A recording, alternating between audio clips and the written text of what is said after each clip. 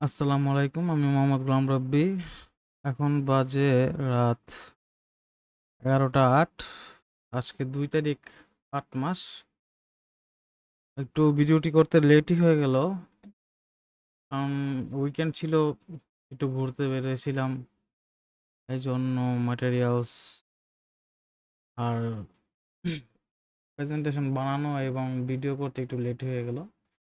তো আজকে আমরা যেই আ আর্টিকেলটি নিয়ে আলোচনা করব সেটি হচ্ছে দ্য ডেইলি স্টারের editorial. The partial tariff relief is a hard-won victory. খুবই ইন্টারেস্টিং একটি টপিক এবং আহ, চলুন চলে যাই আমার স্লাইডে। দেখি কি কি আছে। আমি যদি বড় করি, সরি,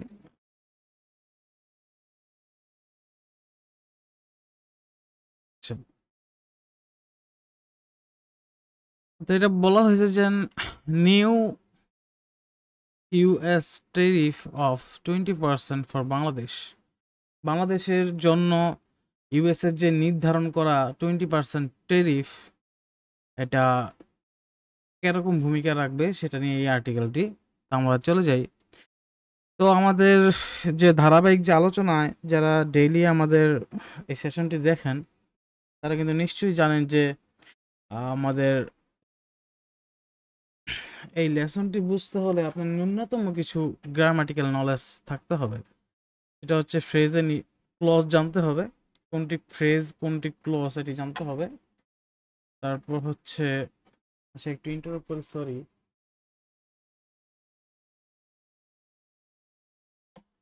আচ্ছা, হ্যাঁ, কোনটি ফ্রেজ এবং কোনটি ক্লজ সেটি সম্পর্কে জানতে হবে। কোন আমাদের টেন্স চিনতে হবে, ভয়েস চিনতে হবে, পার্টস অফ স্পিচ চিনতে হবে। আমরা যদি ফ্রেজ ক্লজ না চিনি তাহলে কিন্তু আমার এই সেশনটিকে এনজয় করতে পারবেন না। তো আমি কাইন্ডলি আপনাদেরকে রিকোয়েস্ট করব, যারা ফ্রেজ ক্লজ সম্পর্কে না জানেন তারা একটু ফ্রেজ ক্লজের চ্যাপ্টারটি দেখে আসবেন, আপনার যে কোনো বই থেকে বা ভিডিও দেখে আসবেন। তা আমি ধরে নিচ্ছি আপনাদের এই বেসিক যে গ্রামারগুলো লাগে পিলিতে সেগুলো আপনাদের কমপ্লিট করা আছে। তো চলুন শুরু করা যাক। যে হেডলাইনটি ছিল যে partial tariff relief is a hard won victory. হ্যাঁ, এই জায়গায় পার্শিয়াল টেরিফ, পার্শিয়াল হচ্ছে অ্যাডজেক্টিভ, টেরিফ হচ্ছে নাউন।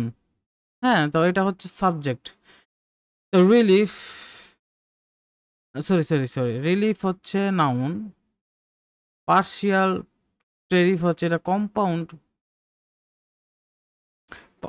Compound adjective. তো এটার ভার্ব হচ্ছে is. Partial tariff relief is a hard won victory. তো এখানে সাবজেক্ট হচ্ছে পার্শিয়াল টেরিফ রিলিফ, এটা ইজ হচ্ছে লিঙ্কিং ভার্ব হচ্ছে সমান সমান। তার মানে এই সাবজেক্টের ভার্বের আগে যে থাকে আর ভার্বের যে পরে যে কথাটা বলা হয় সেম বলা হয়। হ্যাঁ, তো এই জন্য ইজ হচ্ছে এই জায়গার মধ্যে লিঙ্কিং ভার্ব, তার সাবজেক্টের কমপ্লিমেন্ট থাকবে হচ্ছে এর পরে, ভার্বের পরে। Is a hard won victory, partial tariff relief যে আমাদের যে আংশিক শুল্ক ছাড় দিয়েছিল ওটা কি হিসেবে বিবেচিত হচ্ছে, আমাদের ভিক্টোরি, আমরা যে বিজয় অর্জন করেছি এরকম হিসেবে বিবেচিত হচ্ছে। তো আংশিক শুল্ক ছাড় একটি কঠিন সংগ্রামের অর্জিত বিজয়। হার্ডন অর্থ হচ্ছে কঠোর সংগ্রামে অর্জিত। তো এটা তো আমাদের গেল হচ্ছে হেডলাইন। তারপর সাব হেডলাইন হচ্ছে এটা যে a sober understanding of the new reality is necessary moving forward. সোবার হচ্ছে মানে বাস্তব সঙ্গত বা সংযত, যে একটু সংযত থাকে বলা হচ্ছে সোবার। দ্য সোবার আন্ডারস্ট্যান্ডিং, এটা হচ্ছে বেসিক্যালি সাবজেক্ট। সোবার আন্ডারস্ট্যান্ডিং এটা হচ্ছে সাবজেক্ট। আমি কি বলছিলাম যে সাবজেক্ট বা অবজেক্টের সাথে যে কোনো জায়গায় ডেইলি স্টার বা যে কোনো নিউজ পত্রিকা কিন্তু প্রিপোজিশন প্লাস নাউন দিয়ে তাদের সেন্টেন্সটা বাড়ায়, প্লাস ক্লজ থাকে, ফ্রেজ থাকে, তারপরে কোঅর্ডিনেট কনজাংশন যেটা ফ্যান ভয়েস দিয়ে আমরা চিনি, ওইটা দিয়ে কিন্তু দুইটা ইন্ডিপেন্ডেন্ট ক্লজকে কিন্তু তারা কিন্তু যোগ করে। তো বিভিন্ন ওয়ে আছে, তারা কিন্তু ওইভাবে কিন্তু তাদের সেন্টেন্সটাকে বাড়ায়। এটা কিন্তু সাবজেক্ট, এ সোভার আন্ডারস্ট্যান্ডিং। হ্যাঁ, অফ দা, এই যে এখন অফ দিয়ে প্রিপোজিশন দিয়ে আপনি একটি নাউন দিবে, মানে অফ যেহেতু আছে নাউন তো আছে, রিয়েলিটি, অফ রিয়েলিটি। কেমন রিয়েলিটি? New reality. হ্যাঁ, নিউ এই জায়গার মধ্যে অ্যাডজেক্টিভ। তো অফ দ্য রিয়েলিটি ইজ, এই সোভার আন্ডারস্ট্যান্ডিং এর কিন্তু ভার্ব হচ্ছে ইজ। হ্যাঁ, নেসেসারি মুভিং ফরওয়ার্ড। তো মুভিং ফরওয়ার্ড হচ্ছে সামনের দিকে এগিয়ে যায়, এটা একটা ফ্রেজ। তো সামনের দিকে এগিয়ে যেতে নতুন বাস্তবতা সম্পর্কে বাস্তবসম্মত উপলব্ধি থাকা প্রয়োজন, এটা বলতেছে ডেইলি স্টার। তো তারপরে যদি আমরা স্লাইডে চলে যাই, দেখেন এটা হচ্ছে আমাদের যে প্যারাগ্রাফ ছিল, প্যারাগ্রাফের ফার্স্ট লাইন হচ্ছে এটা, in securing a 20% tariff rate from Washington. যে টেরিফটা কোন জায়গা থেকে দেওয়া হয়েছে, যে 20% টেরিফ, এটা দেওয়া হচ্ছে ওয়াশিংটন থেকে, ফ্রম ওয়াশিংটন। ওয়াশিংটনের ডাব্লু হচ্ছে, দেখেন ক্যাপিটাল লেটারে, ক্যাপিটাল লেটার মানে কি, এটা হচ্ছে প্রপার নাউন। আর প্রপার নাউনের পূর্বে কখনো, মানে কিছু ব্যতিক্রম বাদে প্রপার নাউনের পূর্বে বেসিক্যালি আর্টিকেল বসে না। হ্যাঁ, ঢাকা হ্যাজ নেভিগেটেড, ঢাকাকে নেভিগেট করা হচ্ছে এ পেরিলাস নিউ এরা। পেরিলাস হচ্ছে বিপজ্জনক। গত যারা এডিটোরিয়াল দেখছিলেন, এডিটোরিয়াল পর্ব, ওই জায়গায় মধ্যে পেরিলাস কিন্তু বলা হয়েছিল, পেরিলাস হচ্ছে বিপজ্জনক। New era of US trade diplomacy. তো ইউএস ট্রেড ডিপ্লোমেসিতে Dhaka has navigated a perilous new era. তো এই জায়গার মধ্যে বলা হয়েছে যে in securing 20% tariff rate from Washington, এটা হচ্ছে, দেখেন এটা হচ্ছে প্রিপোজিশন দিয়ে, এটা একটা ইন্ট্রোডাক্টরি ফ্রেজ দেওয়া হয়েছে। এই জায়গার মধ্যে কিন্তু কোনো ফাইনাইট ভার্ব নাই, বা এই জায়গায় কোনো ভার্ব নাই যেটা দেখে আমরা টেন্স চিনতে পারতেছি। হ্যাঁ, তাহলে মেন ক্লজ হচ্ছে ঢাকা হ্যাজ নেভিগেটেড, ঢাকার ভার্ব হচ্ছে হ্যাজ, নেভিগেটেড পেরিলাস নিউ এরা, পেরিলাস নিউ এরা পর্যন্ত সেন্টেন্সটা ছিল। এখন অফ দিয়ে এই সেন্টেন্সটা বড় করছে, ঠিক আছে। তো এটা যদি আমরা বাংলা করি, যে 20% শুল্কে ওয়াশিংটন সম্মতি আদায় করে ঢাকা যুক্তরাষ্ট্রের জটিল বাণিজ্য কূটনীতির এক নতুন যুগে প্রবেশ করেছে। ঠিক আছে, যে 20% ওয়াশিংটন যে নির্ধারিত শুল্ক দিয়েছে, ওইটা আদায় করে ঢাকা যুক্তরাষ্ট্রের জটিল যে বাণিজ্য কূটনীতি আছে, এটা এক নতুন যুগে প্রবেশ করেছে। আমরা যাই, the immediate reaction is justifiably one of relief. যে দ্য ইমিডিয়েট রিয়াকশন, এটা হচ্ছে সিম্পল সেন্টেন্সে দেওয়া আছে, এটা হচ্ছে সাবজেক্ট, এটা হচ্ছে ভার্ব সাবজেক্টের, হ্যাঁ, এটা হচ্ছে অবজেক্ট। কি বলছে, দ্য ইমিডিয়েট রিয়াকশন, তাৎক্ষণিক প্রতিক্রিয়া, ন্যায্যভাবে, জাস্টিফাইবলি ওয়ান অফ রিলিফ, স্বস্তির একটা আশ্বাস দিচ্ছে। তাৎক্ষণিক প্রতিক্রিয়া স্বাভাবিকভাবে স্বস্তির। তারপর যদি আমরা যাই, এই potential 35% tariff, which would have been catastrophic for the country's primary export engine, has been averted. দেখেন এটা এখানে দুইটা খুব ভালো শব্দ আছে, যেটা পরীক্ষার মধ্যে কিন্তু বারবার আসে। এটা হচ্ছে ক্যাটাস্ট্রফিক, একটা হচ্ছে কি অ্যাভার্টেড। দুইটা শব্দ কিন্তু জিআরই ওয়ার্ড, এটা আপনারা মনে রাখবেন। ক্যাটাস্ট্রফিক কিভাবে মনে রাখবেন, যেন আপনার বাড়িতে একটি বিড়াল ছিল, ক্যাট, ক্যাটাস্ট্রফিক থেকে ক্যাট আর ট্রফি, ঠিক আছে। আপনি একটি ট্রফি আনছেন, জিতে আনছেন ট্রফিটাকে আপনি কোন জায়গার মধ্যে রাখছেন, আপনার আলমিরার মধ্যে রাখছেন। আপনার একটি প্রিয় ক্যাট আছে, বিড়াল, সে বিড়াল আবার আলমারিতে উঠে, সে কি করলো, এই ট্রফিটা এত কষ্টের যে ট্রফি অর্জন করছেন সেটা ফেলে দিল। এটা কি হচ্ছে? একটা নেগেটিভ বিষয়, মানে ধ্বংস করে দিল। এটা হচ্ছে কি ধ্বংস, ক্যাটাস্ট্রফিক, ধ্বংসাত্মক। আর অ্যাভার্টেড, অ্যাভার্টেড মানে হচ্ছে এড়ানো। আমরা যদি যাই যে সিনট্যাক্সে যাই, এ পোটেনশিয়াল 35% টেরিফ, 35% যে টেরিফ যে প্রথম যে ইউএস নির্ধারণ করেছিল, which would have been catastrophic for the country's primary export engine has been averted. আচ্ছা, যেই ট্যারিফটার কিন্তু এই যে কমা দিয়ে দেখেন এই যে অ্যাডজেক্টিভ ক্লজ কিন্তু ভিতরে একটা আনছে, দেখছেন এই যে কমা। এই ট্যারিফের ভার্ব হচ্ছে হ্যাজ বিন, সাবজেক্ট হচ্ছে ট্যারিফ। এ পোটেনশিয়াল 35% ট্যারিফ, এটা হচ্ছে সাবজেক্ট। এইটার কি আনছে? এটা যেহেতু নাউন, নাউনের অ্যাডজেক্টিভ ক্লজ আনছে, 2 কমা মাঝখানে। হ্যাঁ, এটা তো আমাদের সিনট্যাক্স গেল।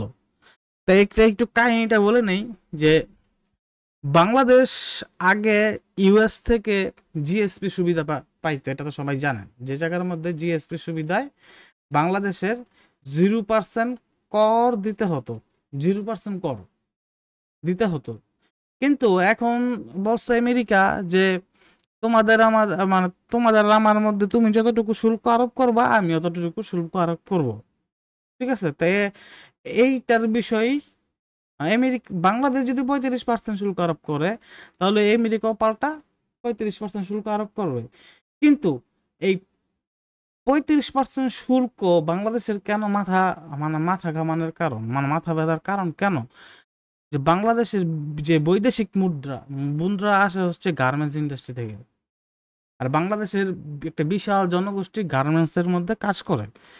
তার মানে আপনি যদি দেখেন অভ্যন্তরীণ যে মানব সম্পদের যে ম্যানেজ করার বিষয়টা, ওটা গার্মেন্টসের উপর নির্ভরশীল। আবার যে বৈদেশিক মুদ্রা যে অর্জন করে এটাও কিন্তু গার্মেন্টসের উপর নির্ভরশীল। তার মানে গার্মেন্টসের যে আমাদের রপ্তানিকৃত পণ্য যে পোশাকগুলো আছে এগুলো ইউএসএ যায়, ইউএসএ যায়। এই ইউএসএর মধ্যে যদি যেমন 100 টাকার পণ্য যেটা, সেটা যদি 35% ট্যাক্স লাগে, তাহলে আগে যেটা 0% ছিল সেটা কিন্তু হয়ে দাঁড়াবে 135 টাকা, ঠিক আছে? তো এটা কিন্তু তখন কিন্তু ওই জায়গার যে নাগরিকরা আছে, যেমন যেই জিনিসটা আগে সে 100 টাকাতে কিনতো, এখন 135 টাকা দিয়ে সে হুট করে কিনতে যাবে না। তখন কি হবে?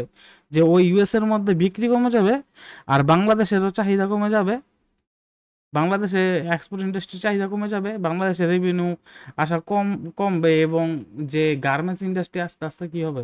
বন্ধ হয়ে যাবে। হ্যাঁ, তো এটাই বলছে যে দেশের প্রধান রপ্তানি খাতের যে সম্ভাব্য ধ্বংসাত্মক 35% শুল্ক এড়ানো গেছে।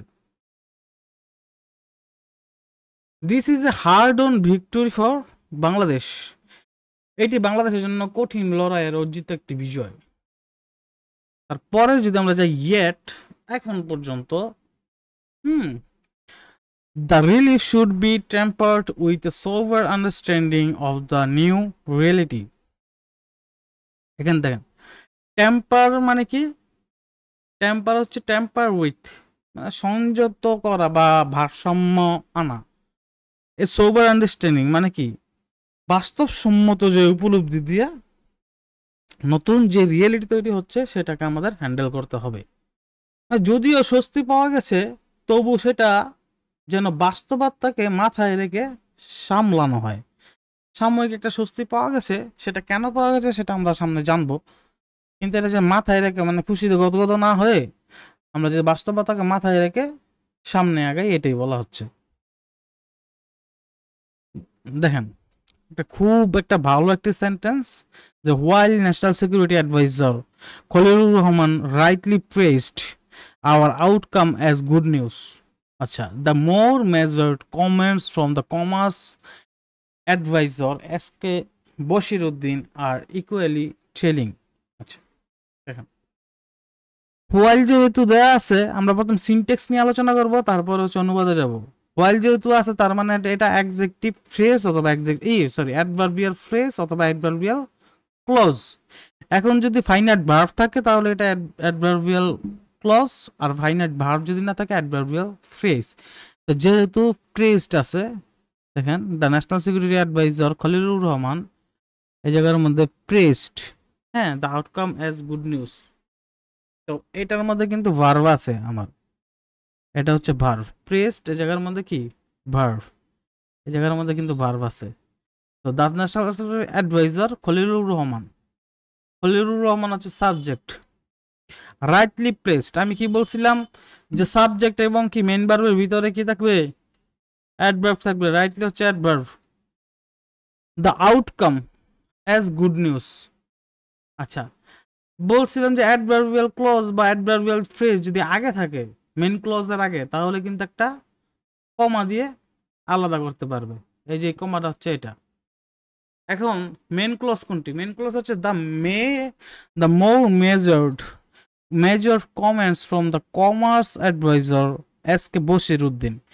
অনেকে ভাববেন এস কে বশির উদ্দিন হচ্ছে এই জায়গায় যেহেতু এস কে বশির উদ্দিন দেওয়া আছে, এটার পরে আর হয় কেমনে? ঠিক আছে, আর ভাইয়া এই জায়গার মধ্যে ভার কিন্তু এস কে বশির উদ্দিনের না, আর হচ্ছে কমেন্টস এর ভার হচ্ছে আর, এইটা হচ্ছে subject. The more major comments. এখন দ্য কমেন্ট ছিল প্রথমে, the comments R equally telling. দেখেন এটা ছিল মেইন বাক্য, the comments R equally telling. এটাকে কিভাবে মডিফাই করছে দেখ, কিরকম কমেন্টস? মেজর কমেন্টস, অ্যাডজেক্টিভ, কারণ নাউনকে ই করতেছে, মডিফাই করতেছে। নাউন কিভাবে চিনলাম? এই যে এস বা ইএস, অবশ্যই ইংলিশ গ্রামারের মধ্যে হয় নাউনের সাথে এস বা ইএস যুক্ত হবে, নাহলে বারবার সাথে হবে। আর বারবার সাথে হইলে কোন জায়গায় হবে? যদি প্রেজেন্ট ইনডিফিনিট টেন্সে থার্ড পারসন সিঙ্গুলার নাম্বার হয়, তখনই শুধুমাত্র এস বা ইএস যুক্ত হবে। তো এটা হচ্ছে অ্যাডজেক্টিভ।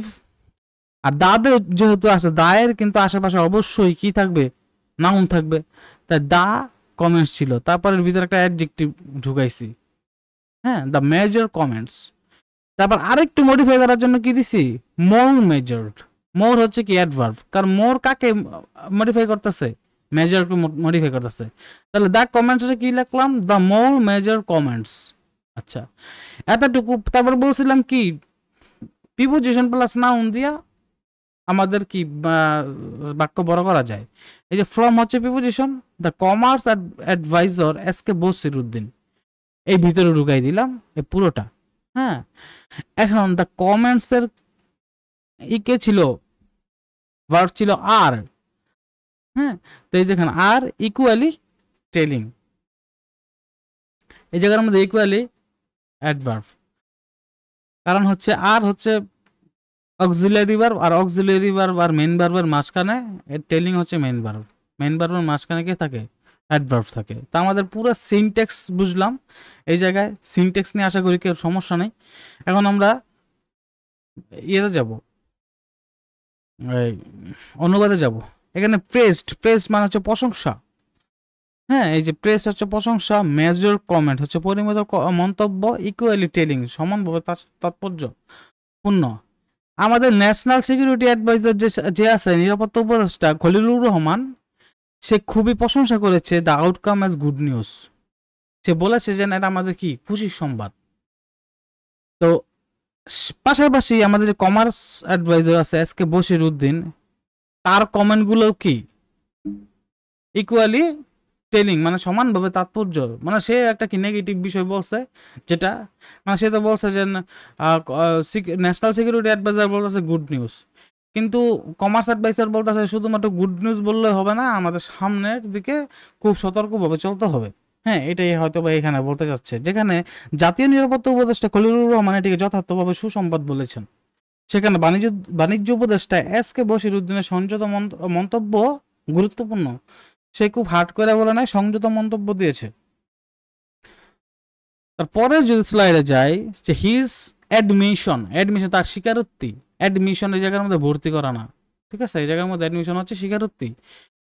তার স্বীকারোক্তি হিজ অ্যাডমিশন, দেখেন হিজ হচ্ছে এই জায়গার মধ্যে পজিটিভ অ্যাডজেক্টিভ। আমরা জানি পজিটিভ অ্যাডজেক্টিভের পর অবশ্যই একটা কি থাকবে? নাউন থাকবে। তো এটা হচ্ছে অ্যাডমিশন হচ্ছে নাউন, আর নাউনকে মডিফাই করতেছে that Bangladesh expected a rate of below 20%, এইটা কি? এটা হচ্ছে the Bangladesh expected a rate below 20%। তার মানে হিজ এডমিশন, সে কি অ্যাডমিট করছে সেটা দেখতেছি, যে Bangladesh expected A return rate of below 20%। সে বলতেছিল যে ওই যে বাণিজ্য উপদেষ্টা কি বলতেছিল, যে বাংলাদেশ আশা করেছিল যে 20%-এর কমে এই রেটটা থাকবে। Reveals the fine print of modern transactional diplomacy. এই দেখেন এই জায়গার মধ্যে এই একটা মানে যে সেমিকোলন দেয়া আছে, আবার মানে খুব একটি সুন্দর একটি বাক্য যদি আমরা দেখি। আচ্ছা, or the print of modern transactional diplomacy, তারপর সেমিকোলন দিচ্ছে, a win is not about achieving the ideal but about the securing a competitive position in a world of hard bargains। যেমন মেন ক্লজ হচ্ছে, main clause his admission reveals, এটা হচ্ছে his admission, এটা subject admission, reveals যেহেতু subject singular, এই যে দেখেন his admission singular, তাহলে রিভিলস, এই যে রিভিলস এই জায়গার মধ্যে আছে, এই জায়গায় এটা কি সিঙ্গুলার হবে। আর যেহেতু প্রেজেন্ট ইনডিফিনিট টেন্সে আছে সেহেতু থার্ড পারসন সিঙ্গুলার নাম্বার হওয়ার কারণে এটা তো হিজ এডমিশন মানে ইট, এটা হচ্ছে এস বা ইএস যুক্ত হচ্ছে, এটা হচ্ছে ভার্ব। তা এর ভিতরে কে আছে? এর ভিতরে কিন্তু যে দেখেন that Bangladesh expected a rate of below 20%, যে এটা কিন্তু অ্যাডজেক্টিভ ক্লজ, এটা কিন্তু ভিতরে দেয়া আছে। হ্যাঁ, তো reveals the fine print of modern transactional diplomacy. মানে এই যে আপনারা এই সেন্টেন্স কমপ্লিশন পারেন না, সেন্টেন্স কমপ্লিশনে কিন্তু এগুলো যে এইসব চিহ্ন দেয়া থাকে, এটার মানে হচ্ছে আগে যেটা বলছে এইটার এখন কি ব্যাখ্যা করবে। সেমিকোলনের মানে হচ্ছে এইটা। হ্যাঁ, কোলনের পরে ব্যাখ্যামূলক বাক্য, আগে কি এখন কি বলতেছে, a win is not achieving the ideal, মানে একটি বিজয় আদর্শের বিষয় না, মানে বিজয় পাইছি মানে খুব খুশি হয়ে গেছে এরকম না, but about securing a competitive position. এটা কি আমাদের একটা কম্পিটিটিভ পজিশন, প্রতিযোগিতামূলক একটি জায়গা দখল করেন না, in the world of hard bargains, যে জায়গার মধ্যে দর কষাকষির একটা বিষয় আছে, যে ওয়ার্ল্ড, যে দর কষাকষির বিশ্ব, এই বিশ্বের মধ্যে আমাদের যে কম্পিটিটিভ মানে পজিশন, যে প্রতিযোগিতামূলক পজিশন, এটাই হচ্ছে সিকিউর করা। হ্যাঁ, এটা উইনটা যে আমরা যে উইনটা করছি, এই উইনটা কিন্তু আদর্শের বিষয় না, মানে এটা খুব খুশির বিষয় না, এটা হচ্ছে আমাদের মানে বেঁচে থাকার লড়াইয়ের মতো এরকম একটা বলছে, মানে এটা আমাদের সুখকর না। ঠিক আছে, তো এটার যদি আমরা বাংলাদেশে কি আসবে, যে বাংলাদেশ 20% নিচে শুল্ক প্রত্যাশা করেছিল, এই স্বীকারোক্তি কে দিচ্ছে? Commerce adviser. মানে এই যে আমরা যে দেখলাম যে কমার্স অ্যাডভাইজর কি বলছে, যে তার যে সে কিন্তু একেবারেই মানে খুশিতে গদগদ হয়ে বলেন এই গুড নিউজ, সে কিন্তু একটা কি বলছে, সংযত মন্তব্য দিয়েছিল। তো সে কিন্তু বলছে যে 20% নিচে শুল্ক হইলে ভালো হতো, তো সে এটাই আশা করছিল। কিন্তু এই স্বীকারোক্তি আধুনিক কূটনীতির সূক্ষ্মতম মানে বাস্তবতা প্রকাশ করে। বিজয় এখানে আদর্শের নয়, বরং কঠোর দশ কষাকষির বিশ্বে প্রতিযোগিতামূলক অবস্থান প্রতিষ্ঠার বিষয়। তো এখন বিষয়টা হচ্ছে কি, যে আরেকটু সামনে আগাই তারপরে পুরো কাহিনীটা বলি। দ্য নিউ 20% বেঞ্চমার্ক, যে 20% বেঞ্চমার্ক আছে। আচ্ছা, 20% বেঞ্চমার্ক এটা হচ্ছে নাউন, আর নাউনকে আবার কে পজিটিভ দিয়ে এখন আলাদা করবে। এটা হচ্ছে সাবজেক্ট, সাবজেক্টের ভার্ব হচ্ছে উইল। দেখেন, the new 20% benchmark which was no which is applied under the reciprocal trade framework, which উঠে গেছে, ইজ উঠে গেছে, অ্যাপ্লাইড, হুইচ ইজ অ্যাপ্লাইড, যেহেতু একটা প্যাসিভ সেন্সে আছে সেহেতু আইএনজি না হয়ে অ্যাপ্লাইড ইডি যোগ হয়েছে, applied under the reciprocal trade framework. এই দেখেন রেসিপ্রোকাল ট্রেড ফ্রেমওয়ার্ক মানে কি, রেসিপ্রোকাল হচ্ছে পারস্পরিক, মানে এ যতটুকু টেরিফ লাগাবে, সে অতটুকু টেরিফ লাগাবে। এটা হচ্ছে reciprocal trade framework. Will stack atop the country's existing average tariff of 16%। আচ্ছা 16% যেটা আছে ওটার সাথে কি হবে, যুক্ত হবে, উপর চাপানো হয়েছে। স্টেক অ্যাট অফ এটা হচ্ছে কি উপরে চাপানো, যে 60% কি, যে which is pushing the total levy to 36%। মানে যে এখন যে 20% আছে, আগের যে এভারেজ 16% যে টেরিফ আছে, এই টেরিফের সাথে যুক্ত হয়ে কি হবে, হুইচ ইজ পুশিং, বা যে 60% পুশিং করতেছে দ্য টোটাল লেভি মানে টোটাল কর টু 36%। এখন 20% আর আগের 16%, কত 36%। এখন বিষয় একটা মজার বিষয় হচ্ছে যে আমাদের তো বলতো যে জিএসপি সুবিধা দিচ্ছে, জিএসপি সুবিধা দিলেও যখন আমাদের আগে পণ্যটা ইউএসএ যাইতো, তখন ইউএসএ যে পোর্ট আছে, পোর্টে যাওয়ার সাথে সাথে এটাকে যেমন 100 টাকার পণ্য এটার সাথে 16 টাকা রাখতো।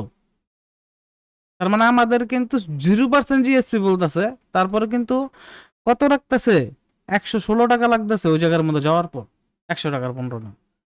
কিন্তু এখন বলতেছে কি যে বাংলাদেশ তুমি আমার উপরে যতটুকু কর আরোপ করবা আমিও তোমার উপরে কর আরোপ করবো। ঠিক আছে, বাংলাদেশ যদি এখন যদি 35% কর আরোপ করে, তা ইউএসও 35% কর আরোপ করবে। তার মানে এই 16 সাথে আরো 35 অ্যাড হয়ে যেত, কারণ 16কে সে 16 যে এই জায়গার মধ্যে কর আরোপ হচ্ছে, এটা কিন্তু টোটালি উজ্জ হয়ে যাচ্ছে, কারণ জিএসপি দিচ্ছে কত 0। এখন এই 35% থেকে কমায় নিয়ে আসছে 20%।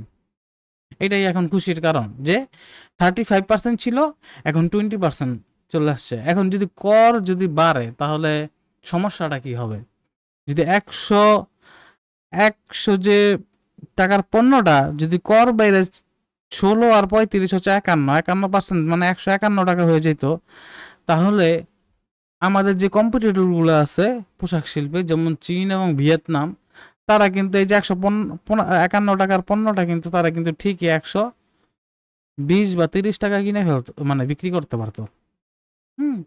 তখন কিন্তু বাংলাদেশের যে প্রোডাক্টগুলো আছে এগুলো কিন্তু কম বিক্রি হইতো ইউএসএ মার্কেটে। তো বাংলাদেশের প্রোডাক্ট যদি কম বিক্রি হয়, বৈদেশিক মুদ্রা কম মারণ হবে, এই জায়গার মধ্যে বাংলাদেশের প্রোডাক্টের কম চাহিদা থাকবে, তো এটা পুরো অর্থনীতিতে একটা বিরূপ মানে প্রভাব ফেলবে। এইটাই বলতেছে যে, কিন্তু এই জায়গার মধ্যে দেখেন তারা কিন্তু মজার একটা বিষয় বলতেছে যে রেসিপ্রোকাল ট্রেড ফ্রেমওয়ার্ক, যে পারস্পরিক বাণিজ্য কাঠামো, যে তুমি যতটুকু কর আরোপ করবা আমি ততটুকু কর আরোপ করবো। কিন্তু তারা যে শুরুতে যে 16% নিতেছে, এইটা তারা আর বলতেছে না। হ্যাঁ, তাহলে বাংলাদেশ যদি 35% নিতেছে, তাহলে অ্যাকচুয়ালি সে কত নিতেছে, 35 থেকে যদি 16 বাদ দেই তাহলে আসবে 19%। বাংলাদেশ কিন্তু তার উপরে 19% কর আরোপ করতেছে, কিন্তু আর এটা কিন্তু 16% কিন্তু দেখা যাচ্ছে না। হ্যাঁ, তারপরে পরে যদি আমরা যাই যে হোয়াইল স্টিপ হচ্ছে adverbial phrase, the rate remains workable. আচ্ছা, এটা হচ্ছে principal clause, precisely because it is not unique to Bangladesh. এখানে দেখেন যে এটা একটা অ্যাডভার্বিয়াল ক্লজ যদি মেইন ক্লজের প্রিন্সিপাল ক্লজের পরে আসে, তাহলে কিন্তু এই যে মাঝখানে যে কমাটা আছে এটা দেয়া লাগে না, কিন্তু ডেইলি স্টার দিচ্ছে, কারণ এই জায়গার মধ্যে যদি মানে যাতে নেভিগেট করা যায়, পাঠক তারা কি বলতে চাচ্ছে, ডেইলি স্টার এবং পাঠক কি মানে বুঝতে চাচ্ছে, এই জিনিসটার মধ্যে নেভিগেট করার কাজটাই কমায় করতেছে। হ্যাঁ, যাতে সহজে বোঝা যায়। তো এখানে এই জায়গার মধ্যে দ্য রেট রিমেন্স ওয়ার্কেবল, যে এখন পর্যন্ত মানে হোয়াইল স্টিভ, এই স্টিভ হচ্ছে উচ্চ বা বেশি, আর শুল্ক হারটি উচ্চ হলেও তা এখনো ওয়ার্ক করবে, মানে ব্যবস্থাযোগ্য। ঠিক এই কারণে, মানে কোন কারণটা এটা বলতেছে, precisely because it is not unique to Bangladesh, এটা শুধুমাত্র বাংলাদেশের জন্যই নতুন নয়, এটা কি বাংলাদেশ সহ আশেপাশে যত কান্ট্রি আছে, ভিয়েতনামেরও এরকম মানে শুল্ক দিছে আরোপ করছে, ইন্ডিয়ারও এরকম দিছে, পাকিস্তানকে এরকম দিছে, সবাইকেই দিছে। তো শুল্ক হারটি উচ্চ হলো তা এখন ব্যবস্থাযোগ্য, কারণ এটি কেবল বাংলাদেশের জন্য নয় বরং অন্য অন্য দেশগুলোর উপরও সমভাবে প্রযোজ্য। তারপরে যদি আমরা স্লাইডে যাই, yet this relief should be tempered with a sober understanding of a new reality. যদিও স্বস্তি পাওয়া গেছে, তবু সেটা যেন বাস্তবতাকে মাথায় রেখে সামলানো হয়।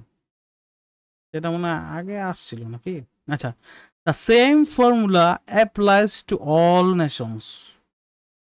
যে এই সেম ফর্মুলাটা কি হবে, সমস্ত দেশের মধ্যে অ্যাপ্লাই হবে। কোন দেশের মধ্যে অ্যাপ্লাই হবে? আচ্ছা, ensuring the country stays competitive with key rivals. Key rivals হচ্ছে প্রধান প্রতিদ্বন্দ্বী। Ensuring the country stays competitive with key rivals. আচ্ছা, সকল দেশের জন্য একই ফর্মুলা প্রযোজ্য হয়। বাংলাদেশ এখন প্রধান প্রতিদ্বন্দ্বীদের সঙ্গে প্রতিযোগিতামূলক অবস্থান বজায় রাখতে পারবে। The same formula applies to all Nations. সকল দেশের উপরে এই ফর্মুলাটা এখন প্রযোজ্য হবে, যার কারণে বাংলাদেশ এখন সবাই লোকে কি প্রতিযোগিতামূলক একটা অবস্থান বজায় রাখতে পারবে। এরপরে যদি যাই, আচ্ছা আজকে এই পর্যন্তই। আল্লাহ হাফেজ, আসসালামু আলাইকুম। আর আপনারা অনেকেই জ্যামিতির একটি ভিডিও চাচ্ছিলেন, তো জ্যামিতির আদ্যপান্ত একটি আলোচনা আমি ইউটিউব চ্যানেলে আজকে আপলোড করেছি। তো এই জ্যামিতির এই যে আলোচনাটি, আমার এটা মোটামুটি 15 দিন লাগছিল আমার সময়, কারণ আমি জ্যামিতি অ্যাকচুয়ালি কিছু বুঝতাম না। তখন আমি অনেক বই ঘেটে এবং অনেক বলতে পারেন ভিডিও লেকচার, ইউটিউব চ্যানেল, অনেক কিছু ঘেটে তারপর আছে আমার একটা হ্যান্ড নোট বানিয়েছিলাম। তো ওইটার উপরে আজকে ক্লাস নিছি। তো মোটামুটি বেসিকের জন্য এর বাইরে আর লাগে না। যাদের জ্যামিতিতে দুর্বলতা আছে তারা চাইলে ওই ভিডিওটি দেখতে পারেন। আজকে এই পর্যন্তই। আল্লাহ হাফেজ, আসসালামু আলাইকুম।